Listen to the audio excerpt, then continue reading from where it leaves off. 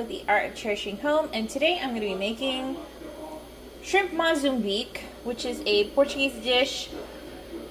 First off, I have my stovetop on. I'm going to take some olive oil and I'm going to put it into the pan.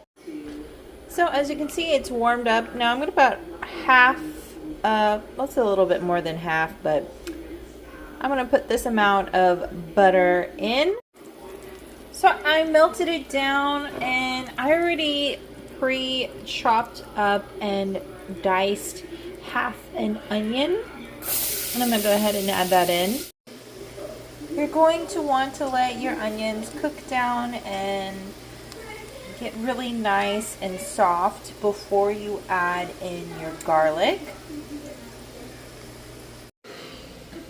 So I already have some minced garlic ready to go, and I'm just going to use a big spoon and I'm going to put in a heaping amount of garlic.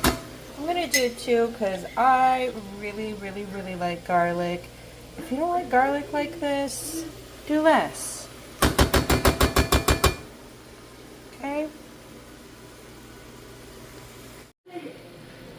So I don't have the Portuguese version of this, so I'm just going to use the Chinese version or the Vietnam version. So it's chili garlic sauce, and I'm going to put in 2 big spoonfuls. Now this stuff is hot. If you are not a fan of spicy, do less. Do yourself a favor, do less. So 1,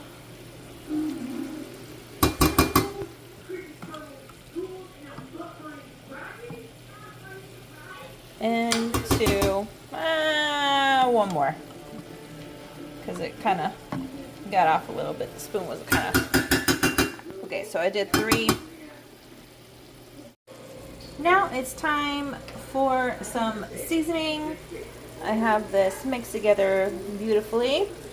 So I'm going to take 1 shrimp bouillon cube.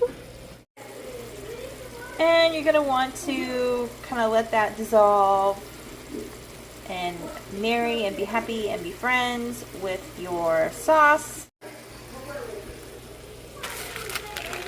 Now I'm going to get myself some allspice, and I'm going to put in 4. I have my allspice in, and now I'm going to do some bayleaf. I'm going to put in 2. So I'm going to use parsley flakes, but if you have fresh parsley, I highly suggest and recommend using fresh. It's just going to taste better. Being a little bit lazy and not measuring, but that's how much parsley I'm going to put in. Next, I'm going to put paprika in, and I'm not going to measure this either. So I'm going to put this in. There we go. We're going to give this a good mix, and everything's going to come together and bloom and smell yummy.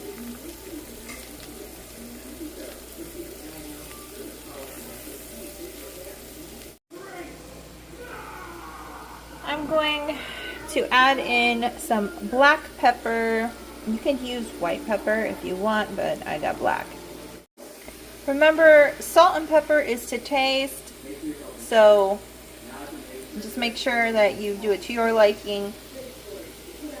Next, I'm going to take a can of beer. You can use a cup, like a cup and a half of white wine. That'll taste really good. Beer is a substitute for the wine. I have beer, so I'm going to use beer. Okay. I'm going to add in some lemon juice. Okay, this is to taste, so if you need more, add more. If you want less, add less. Okay, So I poured the beer in and I'm going to let it reduce down. Okay. So I'm going to let the alcohol reduce down, so that's going to happen. But I already have my shrimp thawed. I patted it down. This is 1 bag of shrimp. So I think it's like 16 ounces, I believe. You can use more or you could use less. You know, you do you. Okay. Now that the shrimp or the sauce for the shrimp has reduced down and no longer has a harsh alcohol taste, I'm going to go ahead and add in the shrimp. Okay.